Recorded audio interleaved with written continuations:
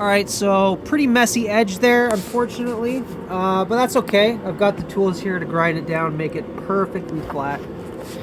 This is a 12,000 pound piece of stone, nearly 6 tons, 12-inch thick edge here, or weir, right? That is the type of edge that this is, because there's going to be a drainage basin carved out of basically the entire surface of the stone minus the edges to retain the water.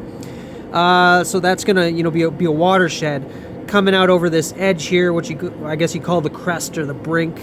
And that's going to drain off the weir, right, which is this edge right here. So I'm going to have to get that perfectly flat so that we have a nice clean sheet of water.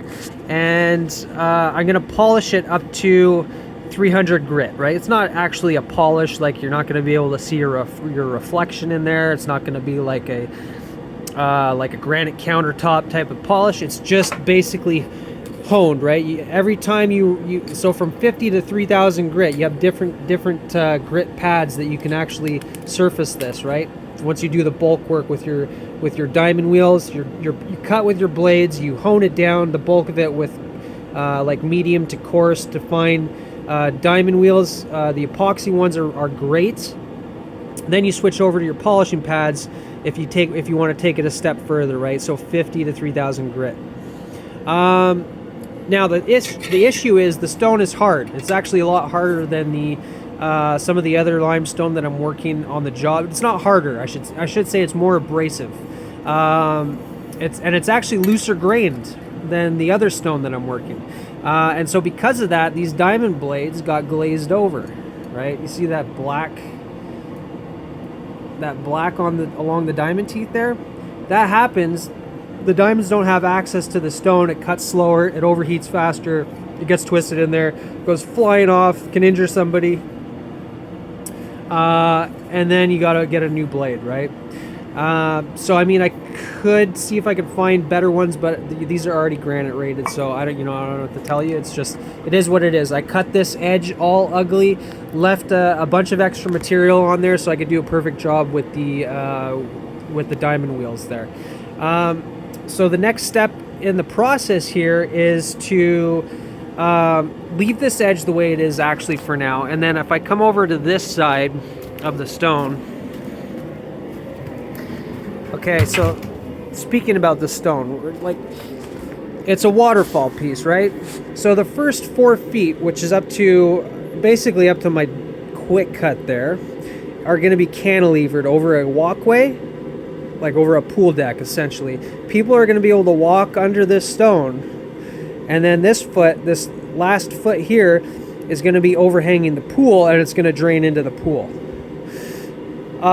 So that means also, right, it's going to be sitting on a wall back here.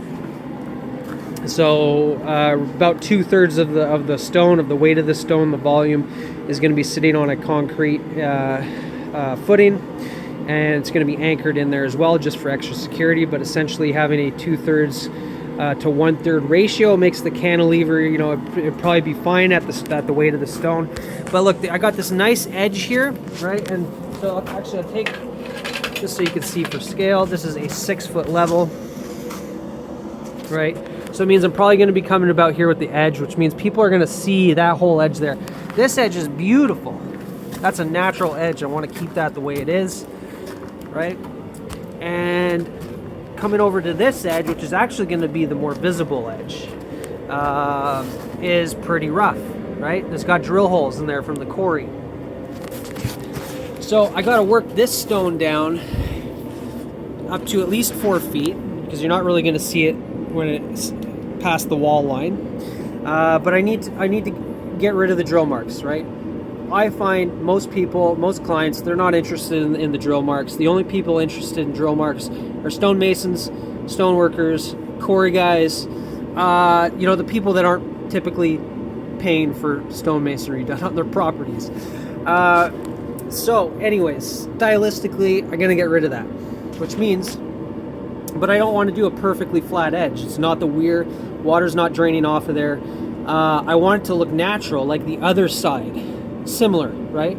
So one thing there's a few options that you could do. You could chisel the edge off, which we call rock facing. You just use a tracer, a mallet and a tracer, and you could potentially, but you'd have to take off quite a bit of material to get that all the way through. And I have no way to really do the underside currently. Also, you see this fissure here, which is just it's not actually an open crack. It's just part of the geological makeup of the stone. It's just a sedimentary line of layering right there, right? The stone actually broke on that layering when they quarried it out of the ground like that. But I don't really want to tap into that with the chisel, because then I could just end up chiseling it to that fissure line, and then it's going to leave an ugly edge like that again. So what I'm going to do is I'm going to grind this whole edge down as naturally as I can. So not perfectly flat. I just have a little bit of a curve, a little bit of a twist in it, make it look kind of on the same plane as everything else on the stone. And then I'm going to hone it to 300 grit, because that's going to match the actual color of the stone, right? It's not going to have the oxidized brownish patina that the surface is going to have, but overall the stone on its surface is going to be like half patinaed with brown speckles kind of, and the other half is going to be like the grayish blue color of the limestone itself. And then the same thing goes for any surfaces that I have to grind down or shape. I have to get rid of those stark white tool lines by grinding it down up to 300 grit. You could go to 3000 grit and make it look like a marble countertop and see your reflection in there. I'm not going to do that though, because that would look, you know, completely out of whack. That's not the purpose here. So it's just to give it basically the exact color of the stone, so that nobody's going to notice really that it was a cut surface to begin with, right? It's just going to look nice. It's going to look fairly natural. And I've done the same thing on this project already. It turned out great. Everybody was happy. So that's the plan there. So I'm going to be working this edge to 100%, I think. Right, the only contention here is that I have the bottom of the stone bearing on that steel pipe. I still have to roll this stone out of this containment and load it onto a flatbed with a crane and then install it. And so there's a good chance that that edge could spall off. Right, if that happens, it could be totally fine, even if I've already done some polishing work. So I'm not too sure how I feel about that, but I wanted to do at least most of this so that I can have a sample to show for how it's going to look up to 300 to 400 grit. I'm going to leave this the way it is for now until I get my stone re-leveled, and then I get my leveling bars attached back to my posts so I can check across and reference. Once the stone is exactly where I need it, that'll tell me my plumb line for this edge that needs to be perfect, right? Have the stone level, square down, and then I can work off of a square mark on the edge and make that perfection, right?